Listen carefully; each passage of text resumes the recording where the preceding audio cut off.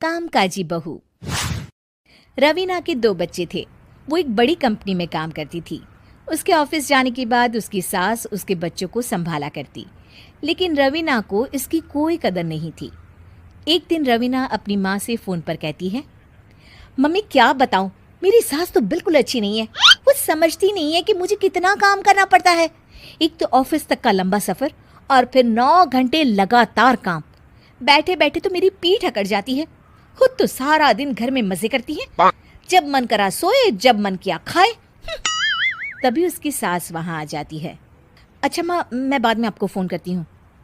जी mummy जी, कोई काम है क्या आपको? क्या हुआ?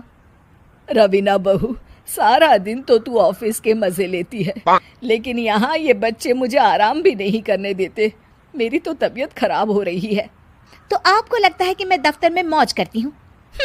आपको क्या समझाऊं, छोड़िए। माँ, काम करना भी ज़रूरी है। मजबूरी नहीं होती तो मैं खुद ही अपने बच्चों को देख लेती।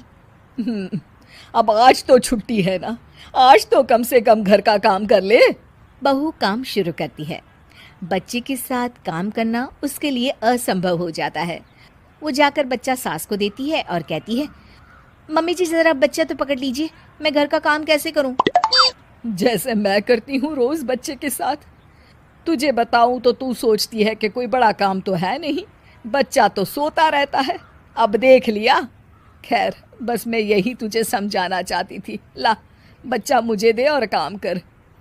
बहू मुंह बनाकर वहां से चली जाती है।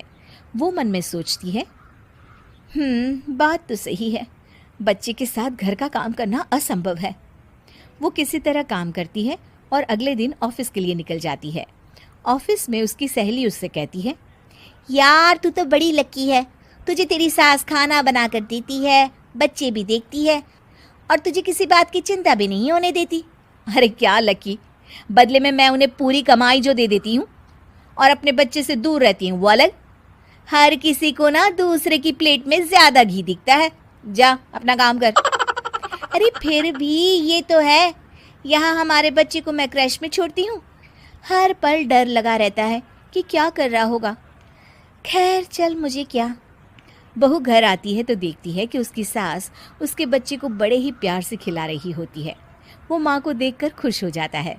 बहू मन में सोचती है कि बात तो सही है, सासू माँ सारा दिन काम करती है, मैं ऑफिस से आकर भी काम नहीं करती हूँ। वो सास के पास जाती है और कहती है, माँ जी थक गई आप? और क्या, सारा दिन चक्कर घीनी की तरह पूरे घर में घूमती रहती हूँ और अब उम्र भी नहीं रही। लेकिन चल तू बता, क्या हुआ, कुछ काम है क्या?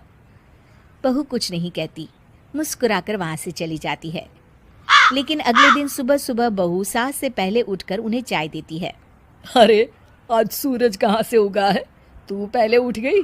चल अच्छा किया, मरने से पहले तेरे हाथ की चाय तो पी ली। चलो अब चलकर किचन में लगूं।